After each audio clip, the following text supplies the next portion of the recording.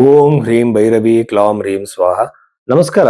ಬಹಳಷ್ಟು ಜನ ನಾನು ಕೇಳ್ತಿರೋ ಸರ್, ನೀವು ಯಾವಾಗ್ಲೂ ಒಂದೇ ಇಂಟ್ರಡಕ್ಷನ್ ಹೇಳ್ತೀರಾ, ನಿಮ್ಗೆ ತುಂಬಾ ಜನ ಕಸ್ಟಮರ್ಸ್ ಬರ್ಲಿದ್ ಹೆಂಗ್ ಮಾಡ್ತೀರಾ ಅಂತ ಕೇಳಿದ್ರು.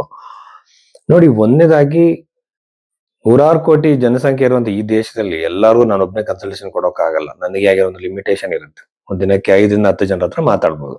ಗಂಟೆಗಟ್ಟಲೆ ಮಾತಾಡೋಕ್ ಸಾಧ್ಯವೇ ಇಲ್ಲ. ಸೊ ಹಣ ಮಾಡೋ ಉದ್ದೇಶ ಇದಲ್ಲ. ಎರಡನೇದಾಗಿ, ಜನಗಳಲ್ಲಿ ಭೀತಿ ಹುಟ್ಟಿಸ್ತಾರೆ. ಕೆಲವರು ಕಾಸ್ಟ್ಲಿ ಪೂಜೆಗಳನ್ನ ಸಜೆಸ್ಟ್ ಮಾಡಿಸ್ತಾರೆ. ಈಗ ಒಂದು ಎಕ್ಸಾಂಪಲ್ ತಗೊಳ್ಳಿ. ಜ್ಯೋತಿಷದಲ್ಲಿ ಕಾಳಸರ್ಪ ದೋಷದ ಬಗ್ಗೆ ಎಲ್ಲೂ ಉಲ್ಲೇಖ ಇಲ್ಲ. ಕುಜ ದೋಷ ಆಗಿರ್ಬೋದು, ಪಿತ್ತ ದೋಷದ ಬಗ್ಗೆ ಎಲ್ಲೂ ಉಲ್ಲೇಖ ಇಲ್ಲ.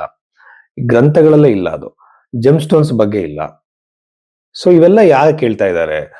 ಪರಿಹಾರಗಳು ಶ್ರೀಮಂತರಿಗೆ ಕೊಡೋ ಹಾಗೆ ಲಕ್ಷಾಂತರ ರೂಪಾಯಿ ಖರ್ಚು ಮಾಡುವಂತ ಪೂಜೆಗಳು ಯಾಕೆ ಸಜೆಸ್ಟ್ ಮಾಡ್ತಾರೆ? ಬಡವರು ಏನ್ ಮಾಡ್ಬೇಕು? ನೋಡಿ, ಜ್ಯೋತಿಷ ಅಂತಂದ್ರೆ ಕರ್ಮದ ಅನುಸಾರವಾಗಿ ನಡೆಯೋ ಘಟನೆಗಳನ್ನ ನಾವು ಒಪ್ಕೊಳ್ಳೋ ನಾವು ಪ್ರಿಪೇರ್ ಮಾಡ್ಬೇಕು ಕಸ್ಟಮರ್ಸ್ನ. ಅಂದ್ರೆ ನಮ್ಮ ಹತ್ರ ಬಂದಂತರ ಹತ್ರ. ಎರಡನೇದಾಗಿ ಬಂದು ಅದಕ್ಕೆ ಸಿಂಪಲ್ ಆಗಿರೋ ಪರಿಹಾರಗಳು. ಅದು ಎಲ್ಲದನ್ನು ಬದಲಾವಣೆ ಮಾಡೋಕ್ಕೋಸ್ಕರ ಅಲ್ಲ, ನ್ಯೂಟ್ರಲ್ ಮಾಡೋಕ್ಕೋಸ್ಕರ, ಆ ಪರಿಣಾಮನ ಕಡಿಮೆ ಮಾಡೋಕ್ಕೋಸ್ಕರ. ಹಾಗೇನೆ ಅದ್ರಲ್ಲಿ ಇಲ್ದಿರೋಂಥ ದೋಷಗಳು, ಇಲ್ದಿರೋಂಥ ಪೂಜೆಗಳನ್ನ ಸಜೆಸ್ಟ್ ಮಾಡಬಾರ್ದು. ವ್ಯಕ್ತಿ ತನ್ನ ಹಣೆ ಬರವನ್ನ ಒಪ್ಕೊಳ್ಳೋ ತರ, ತನ್ನ ವ್ಯಕ್ತಿತ್ವದಲ್ಲಿ ಬದಲಾವಣೆ ಮಾಡ್ಕೊಳ್ತಾರ. ಹೇಯಂ ದುಃಖಂ ಅನಾಗತಂ ಅಂತ ಹೇಳಿ ಪತಂಜಲಿ ಯೋಗ ಸೂತ್ರದಲ್ಲಿ ಹೇಳಿದ್ದಾರೆ. ಅಂದ್ರೆ ದುಃಖವನ್ನು ಹುಟ್ಟೋಕ್ ಮುಂಚೆ ದುಃಖವನ್ನ ಕಡಿಮೆ ಮಾಡ್ಕೊಳ್ಳಿ. ಇದಕ್ಕೊಂದು ಅವಕಾಶ. ಅದು ವ್ಯಕ್ತಿತ್ವದಿಂದ, ಆಲೋಚನೆಗಳಿಂದ, ಕೆಲವು ಸಂದರ್ಭದಲ್ಲಿ ನಾವು ನ್ಯೂಟ್ರಲ್ ಆಗಿರೋದ್ರಿಂದ ಕೂಡ ಮಾಡ್ಬೋದು. ಈಗ ಒಬ್ಬ ಜ್ಯೋತಿಷ ಕರ್ತವ್ಯ ಹೊರತು ದೊಡ್ಡ ದೊಡ್ಡ ಪೂಜೆಗಳನ್ನ ಮಾಡಿಸಿ, ಕಾಸ್ಟ್ಲಿ ಪೂಜೆಗಳನ್ನ ಮಾಡಿಸಿ ದುಡ್ಡು ಸಂಪಾದನೆ ಮಾಡೋದು, ಜನಗಳನ್ನ ಮಿಸ್ಗೈಡ್ ಮಾಡೋದು, ಇಲ್ಲಿರೋ ದೋಷಗಳನ್ನ ಹೇಳುವಂತದ್ದಲ್ಲ. ಸೊ ಈ ತರ ಎಲ್ಲ ಇರುತ್ತೆ. ಹಾಗಾಗಿ ನಾನು ಇಂಟ್ರಡಕ್ಷನ್ ಅಲ್ಲಿ ಹೇಳ್ತೀನಿ. ಯಾಕೆಂದ್ರೆ ಜನ ನ್ಯೂಮರಾಲಜಿನ ಜ್ಯೋತಿಷ ಅನ್ಕೊಂಡಿದ್ದಾರೆ, ಟ್ಯಾರೋಟ್ ಕಾರ್ಡ್ ಜ್ಯೋತಿಷ ಅನ್ಕೊಂಡಿದ್ದಾರೆ. ಆಮೇಲೆ ಯಾವ್ಯಾವ್ದೋ ಶಾಸ್ತ್ರಗಳನ್ನ ಹೇಳ್ತಾರೆ. ಅದೆಲ್ಲ ಜ್ಯೋತಿಷ ಅಲ್ಲ.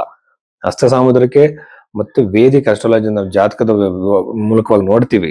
ಅದನ್ನ ಮಾತ್ರ ನಾನು ಸೈಂಟಿಫಿಕ್ ಕನ್ಸಿಡರ್ ಮಾಡ್ತೀವಿ. ಯಾಕಂದ್ರೆ ಜಾತಕ ಹೇಗೆ ಒಬ್ಬರ ತರ ಇನ್ನೊಬ್ರದ್ದು ಇರಲ್ಲ, ಹಾಗೆ ಹಸ್ತರೇಖೆಗಳು ಒಬ್ರಿಗೆ ಇರೋ ಹಾಗೆ ಇನ್ನೊಬ್ರಿಗೆ ಇರಲ್ಲ. ಇದು ನನ್ನ ವಿಷಯ. ಹಾಗೇನೆ ನೀವು ಭೈರವಿ ಆಸ್ಟ್ರೋದಲ್ಲಿ ಸರ್ವಿಸ್ ತಗೊಂಡಾಗ ಜಾತಕಕ್ಕೆ ವಿಶ್ಲೇಷಣೆಗೆ ಟೈಮ್ ತಗೊಂಡು ನಾವು ಹೇಳ್ತೀವಿ ಹೊರತು ಅನಾವಶ್ಯಕವಾಗಿ ಟೈಮ್ನ ನಾವು ವೇಸ್ಟ್ ಮಾಡಲ್ಲ. ಹಾಗೇನೆ ಹಿಂದೆ ನಡೆದಿರೋ ಘಟನೆಗಳನ್ನ ಒಬ್ಬ ಜ್ಯೋತಿಷಿ ನೋಡಿ ಲಗ್ನವನ್ನ ತಿದ್ದದಲ್ಲೇ ಕೊಟ್ಟಿರೋ ಬರ್ತ್ ಟೈಮಲ್ಲಿ ಯಾವತ್ತೂ ಜ್ಯೋತಿಷ ಹೇಳಬಾರ್ದು. ಹಾಗೇನೆ ಬರೀ ರಾಶಿ ಮೇಲೆ ಭವಿಷ್ಯ ಹೇಳಬಾರ್ದು. ನೀವು ಹೆಸರು ಮೇಲೆ ಜ್ಯೋತಿಷ ಹೇಳಬಾರ್ದು. ಇದು ಹಲವಾರು ತರ ವಿಚಾರಗಳಿದೆ. ಸುಮ್ನೆ ಕೆಲವು ಲಗ್ನ ಚಾರ್ಟ್ ನೋಡ್ಕೊಂಡು, ಸರ್ ನನ್ನ ಶುಕ್ರ ಇಲ್ಲದೆ, ಇಲ್ಲಿ ಚಂದ್ರ ಇಲ್ಲಿದೆ, ನನ್ನ ಭವಿಷ್ಯ ಹಿಂಗಾಗತ್ತ ಅಂತಾರೆ. ಅಷ್ಟು ಈಸಿ ಅಲ್ಲ ಜ್ಯೋತಿಷ ಅನ್ನುವಂಥದ್ದು. ಇಂಟ್ಯೂಷನಲ್ ಆಗಿ ಬರುವಂಥದ್ದು. ಅದಕ್ಕೆ ಪ್ರಾಕ್ಟೀಸ್ ಬೇಕು. ಅದಕ್ಕೆ ಅವ್ರ ಜಾತಕದಲ್ಲಿ ಕಾಂಬಿನೇಷನ್ಸ್ ಇರಬೇಕು. ಅವ್ರು ಹೇಳಿದ್ದು ನಿಜ ಆಗ್ಬೇಕು ಅಂದ್ರೆ. ಸೊ ಇಷ್ಟೆಲ್ಲ ವಿಚಾರಗಳಿದೆ. ಕರ್ಕಾಟಕ ರಾಶಿ 2026 ಫೆಬ್ರವರಿ 8ನೇ ತಾರೀಕಿನ ನಂತರದಲ್ಲಿ ಕರ್ಕಾಟಕ ರಾಶಿಯವರಿಗೆ ಸಂಬಂಧಪಟ್ಟಂತೆ ಏನು ಫಲ ಇನ್ನು ನೋಡೋದಾದ್ರೆ, ಮೊದಲನೇದಾಗಿ ಬಂದು ರಾಶಾಧಿಪತಿಯಾಗಿರೋ ಚಂದ್ರಗ್ರಹ ಬಹಳ ಮೂಡ್ ಸ್ವಿಂಗ್ಸ್ ಗಳಿಗೆ ಕಾರಕನಾಗಿರೋದ್ರಿಂದ ನಾನೇನ್ ಹೇಳ್ತೀನಿ ಅಂತಂದ್ರೆ, ಇವರಿಗೆ ಹಲವಾರು ತರದಲ್ಲಿ ಮೂಡ್ ಸ್ವಿಂಗ್ಸ್ ಸಮಸ್ಯೆಗಳಿರುತ್ತೆ. ಜಾಸ್ತಿ ಎಮೋಷನಲ್ ಇರ್ತಾರೆ. ಅದ್ರ ಬಗ್ಗೆ ಸ್ವಲ್ಪ ಗಮನವನ್ನ ಕೊಟ್ಕೊಳ್ಳೋದು ಒಳ್ಳೇದು. ಓಕೆನಾ? ಆಮೇಲೆ ಈ ಒಂದು ಕರ್ಕಾಟಕ ರಾಶಿಯವರಿಗೆ 12ನೇ ಮನೆಯಲ್ಲಿ ಗುರುಗ್ರಹ ಇರುವಂತದ್ದು. ಆಧ್ಯಾತ್ಮಿಕ ವಿಚಾರಗಳ ಆಲೋಚನೆ, ಪುಣ್ಯ ಕ್ಷೇತ್ರಗಳಿಗೆ ವಿಸಿಟ್ ಮಾಡುವಂಥದ್ದು, ಶಕ್ತಿ ಕ್ಷೇತ್ರಗಳನ್ನ ವಿಸಿಟ್ ಮಾಡೋದು, ಪುಣ್ಯ ಕ್ಷೇತ್ರಗಳಲ್ಲದೆ ಸಾಧು ಪುರುಷರನ್ನ, ಗುರುಗಳನ್ನ ಭೇಟಿ ಮಾಡುವಂತಹ ಸಾಧ್ಯತೆ, ಅವಕಾಶಗಳು ಕ್ರಿಯೇಟ್ ಆಗುತ್ತೆ. 12ನೇ ಮನೆ ಅನ್ನೋದು ಮೋಕ್ಷ ಸ್ಥಾನ. ಅಲ್ಲಿರುವಂತಹ ಗುರುಗ್ರಹ ಹಲವಾರು ಅವಕಾಶಗಳನ್ನ ಕೊಡ್ತೀವಿ. ಈಗ ನಾವು ಹೆಂಗ್ ಲಗ್ನ ಚಾರ್ಟ್ ಅನ್ನು ಅನಲೈಸ್ ಮಾಡ್ತೀವಿ, ಹಾಗೆ ರಾಶಿ ಚಾರ್ಟ್ ಅನ್ನು ಕೂಡ ಅನಲೈಸ್ ಮಾಡಬೇಕಾಗತ್ತೆ. ಇದು ಕರ್ಕಾಟಕ ರಾಶಿಯವರಿಗೆ ಬಹಳ ವಿಶೇಷವಾಗಿ ನಡೆಯುವಂಥದ್ದು. ಅವರು ಆಧ್ಯಾತ್ಮಿಕ ವ್ಯಕ್ತಿಗಳಾಗಿದ್ರೆ, ಅವ್ರು ಯಾವುದೇ ಧರ್ಮಕ್ಕೆ ಸೇರಿರಲಿ, ಅವರ ಒಂದು ಪುಣ್ಯಕ್ಷೇತ್ರಗಳಿಗೆ ಭೇಟಿಯನ್ನು ಕೊಡ್ತಾರೆ. ಎಗೈನ್ ಇಲ್ಲಿ 2 ಪಾಪಗ್ರಹಗಳು 7ನೇ ಮನೆ ಇರೋದ್ರಿಂದ ವಿವಾಹದ ಅವಕಾಶಗಳು ಕಡಿಮೆ. ಸಂಬಂಧಗಳು ನೋಡ್ಬೋದು, ಎಂಗೇಜ್ಮೆಂಟ್ ಮಾಡ್ಕೊಳ್ಳೋ ಅವಕಾಶ ಇರ್ಬೋದು, ಎಲ್ಲೋ ಒಂದ್ ಕಡೆ ಮಿಸ್ ಆಗ್ಬೋದು, ಸಂಬಂಧಗಳು ಬರದೇ ಇರ್ಬೋದು, ಬಂದಿ ಸಂಬಂಧ ಮದುವೆ ತನಕ ಬರದಲ್ಲೇ ಇರ್ಬೋದು, ಅನವಶ್ಯಕ ಕಿರಿಕಿರಿಗಳಾಗತ್ತೆ. ಅದು ಕುಜಗ್ರಹ ಸೂರ್ಯ 2 ಕೂಡ ತನ್ನ ಸ್ಥಾನ ಬದಲಾವಣೆ ಆಗೋ ತನಕನೂ ಹೀಗೆ ಇರುತ್ತೆ. ಎಗೈನ್ ನಿಮಗೆ ಇದು ಏನಾದ್ರು ಕರ್ಕಾಟಕ ಲಗ್ನ ನಿಮ್ದಾಗಿದ್ರೆ, ಅಲ್ಲಿ ಸಪ್ತಮ ಭಾವದಲ್ಲಿ ಪಾಪಗ್ರಹಗಳಿದೆ, ಯೂಶುವಲ್ ಮದುವೆ ಡಿಲೇ ಆಗುತ್ತೆ. ಇದನ್ನ ಗಮನದಲ್ಲಿ ಇಟ್ಕೊಳ್ಳಿ. ಆಮೇಲೆ ವಿವಾಹದ ಸಾಧ್ಯತೆ ಕಡಿಮೆ ಜೊತೆಯಲ್ಲಿ ವೈವಾಹಿಕ ಜೀವನದಲ್ಲೂ ಕಿರಿಕಿರಿಗಳು ಬರಬಹುದು. ನಾನು ಯಾವಾಗ್ಲೂ ಸಜೆಸ್ಟ್ ಮಾಡೋ ಹಾಗೆ ಜಾತಕದ ಹೊಂದಾಣಿಕೆ ಬಹಳ ಇಂಪಾರ್ಟೆಂಟ್ ಆಗಿ ಮಾಡಿಸ್ಕೋಬೇಕು. ಇಲ್ಲಿ ಏನ್ ಮಾಡ್ತಾರೆ, ಜಾತಕದ ಹೊಂದಾಣಿಕೆ ಮಾಡಿಸ್ಕೊಳ್ಳೋ ಒಂದು ಸಂದರ್ಭದಲ್ಲಿ ಗಣಕುಟ ಸಾಲಬಡಿ ಅಂತ ಹೇಳಿ ಮನುಷ್ಯಗಣ, ಪ್ರಾಣಿಗಣ ಯೂಶುವಲಿ ಕಂಪ್ಯೂಟರ್ ಒಂದು ಪ್ರಿಂಟ್ ತೆಕ್ಕೊಟ್ಬಿಡ್ತಾರೆ. ಸೈಂಟಿಫಿಕ್ ಆಗಿ ನೋಡೋದು ಹೇಗೆ? ನನ್ನ ಹತ್ರ ಒಂದು ಜಾತಕ ಬಂದ್ರೆ ನನಗೆ ಸೈಕೊಲಾಜಿಕಲ್ ಆಗಿ ವ್ಯಕ್ತಿ ಅಂತ ನೋಡ್ಕೋಬೇಕು. ಕೆಲವರಿಗೆ ವಿಪರೀತವಾಗಿರೋ ಕೋಪ, ವಿಪರೀತ ಅದು ಎಕ್ಸ್ಟ್ರೀಮ್ ಲೆವೆಲ್ ಇರುವಂತ ಸೈಕಲಾಜಿಕಲ್ ಪ್ರಾಬ್ಲಮ್ಸ್ ಇರುತ್ತೆ. ಇದ್ರಲ್ಲಿ ಆಂಗ್ಸೈಟಿ ಡಿಸಾರ್ಡರ್ಸ್ ಅಂತ ಹೇಳ್ತಾರೆ. ಆಂಗ್ಸೈಟಿ ಡಿಸಾರ್ಡರ್ಸ್ ಇರೋದು ಈಸಿಯಾಗಿ ಕಂಡಿಬಹುದು.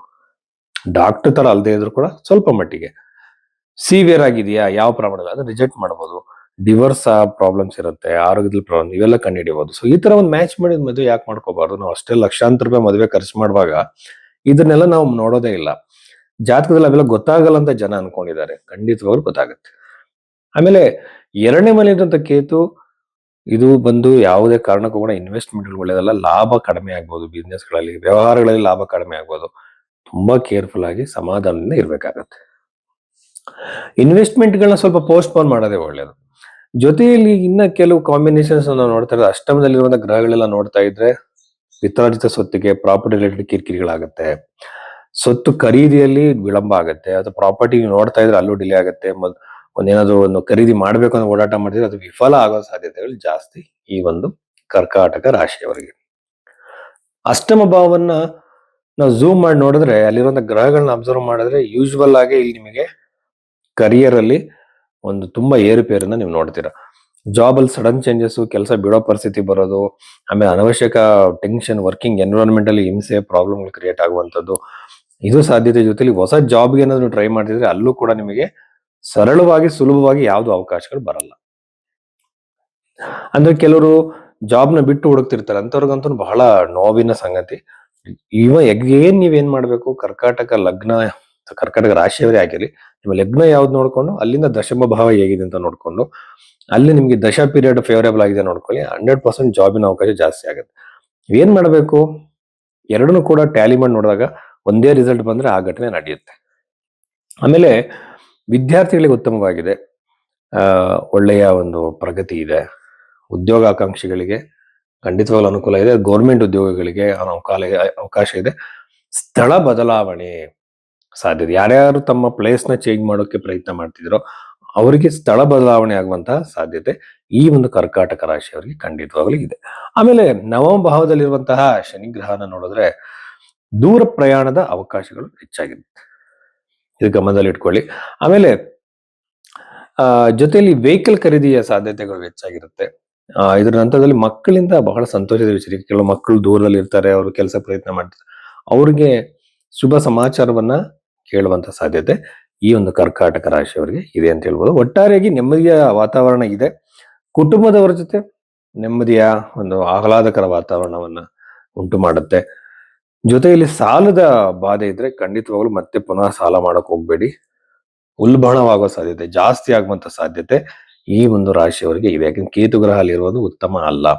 ಅಲ್ಲಿವರೆಗೂ ಸ್ವಲ್ಪ ಸಮಾಧಾನವಾಗಿ, ಯೂಶುವಲ್ ಆಗಿ ಕೇತು 2ನೇ ಮೇಲೆ ಇದ್ದಂತ ಲಗ್ನದಿಂದ 2ನೇ ಮೇಲೆ ಇದ್ರೆ ವಿಪರೀತ ಖರ್ಚು ಮಾಡುವಂತ ಲ್ಯಾವಿಶ್ ನೇಚರ್ ಇರುತ್ತೆ ಅವ್ರಿಗೆ. ಸೊ ಅದನ್ನ ಬಿಡಿ, ಅದ್ರ ಬಗ್ಗೆ ಗಮನ ಕೊಡಿ. ಸಾಲದಿಂದ ತಕ್ಷಣ ಹೊರಗಡೆ ಬರೋಕ್ ಸಾಧ್ಯ ಆಗಲ್ಲ. ಅದಕ್ಕೊಂದು ಪ್ಲಾನಿಂಗ್ ಬೇಕು. ಒಂದು ಸ್ಟೆಪ್ ಬೈ ಸ್ಟೆಪ್ ನೀವು ಅದನ್ನ ಹೊರಗಡೆ ಬರಬಹುದು. ಜ್ಯೋತಿಷ್ಯಕ್ಕೆ ಸಂಬಂಧಪಟ್ಟಂತೆ ಒಂದು ಜಾತಕವನ್ನ ನೋಡಕ್ಕೆ ಮಲ್ಟಿಪಲ್ ಟೆಕ್ನಿಕ್ಸ್ ಇದೆ. ಅದರಲ್ಲಿ ಬಂದು ಲಗ್ನ ಚಾರ್ಟ್ ನ ನೋಡ್ತೀವಿ. ಕರಿಯರ್ ಬಗ್ಗೆ ನೋಡ್ಬೇಕು ಅಂದ್ರೆ ದಶಾಂಶ ಚಾರ್ಟ್ ನ ನೋಡ್ಬೇಕು. ಸೊ ಲಗ್ನ ಚಾರ್ಟ್ ಅಲ್ಲಿ ಇರುವಂತದ್ದು ದಶಾಂಶ ಚಾರ್ಟ್ ನ ಮ್ಯಾಚ್ ಮಾಡಿ ನೋಡ್ಬೇಕು. ಈಗಿನ ದಶೆನ ನೋಡ್ಬೇಕು, ನಿಮಗೆ ಅಪ್ಲಿಕೇಬಲ್ ಆಗುವಂತ ದಶೆ ಯಾವುದು ಅಂತ ನೋಡ್ಬೇಕು. ಆಮೇಲೆ ಜಮಿನಿಯಿಂದ ಯೋಗಿನಿ ದಶೆಗಳು ಇವೆಲ್ಲ ಅಪ್ಲೈ ಮಾಡಿ ನಾವು ಜಾತಕವನ್ನ ಹೇಳ್ಬೇಕಾಗತ್ತೆ. ನಿಮ್ದು ಬರೀ ರಾಶಿ ಮೇಲೆ, ಹೆಸರು ಮೇಲೆ ಜಾತಕ ಹೇಳೋಕೆ ಆಗಲ್ಲ.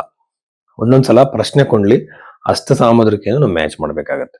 ಈ ರೀತಿ ಮಾಡಿ ಒಂದು ಒಳ್ಳೆ ಪ್ರಿಡಿಕ್ಷನ್ ಅವ್ರಿಗೆ ಕೊಡಬೇಕು ಜನಗಳಿಗೆ. ಅದಕ್ಕೆ ಸಮಯ ಹಿಡಿಯುತ್ತೆ, ಅದಕ್ಕೆ ಬೇಕಾದ ಫೀಸ್ ನ ಪೇ ಮಾಡ್ಬೇಕಾಗತ್ತೆ, ಯಾಕೆಂದ್ರೆ ಅದೊಂದು ಕೆಲಸ. ಸೊ ಇದಕ್ಕೆ ಅವರು ಗೌರವ ಕೊಡಬೇಕು, ಪ್ಲಸ್ ಅದಕ್ಕೆ ಆ ಹಣಕ್ಕೆ ತಕ್ಕಂತೆ ನಾವು ಕೂಡ ನಮ್ಮ ಕರ್ತವ್ಯನ ಮಾಡ್ಬೇಕಾಗತ್ತೆ. ಸೊ ಈ ಬಗೆಯಲ್ಲಿ ಸೈಂಟಿಫಿಕ್ ನೋಡ್ಬೇಕಂದ್ರೆ ಜಾತಕನ ಸಮಯ ಹಿಡಿಯುತ್ತೆ. ಆ ರೀತಿ ನೀವು ಭೈರವಿ ಆಶ್ರದಲ್ಲಿ ಬುಕ್ ಮಾಡಿದ್ರೆ ನಾವು ಜಾತಕವನ್ನು ನೋಡ್ತೀವಿ. ಲಿಮಿಟೆಡ್ ಜಾತಕಗಳನ್ನ ಮಾತ್ರ ನೋಡುವಂತದ್ದು. ನೀವು ಬುಕ್ ಮಾಡಬಹುದು, ನೀವು ಕನ್ಸಲ್ಟೇಷನ್ ತಗೊಳ್ಬಹುದು. ನಮಸ್ಕಾರ.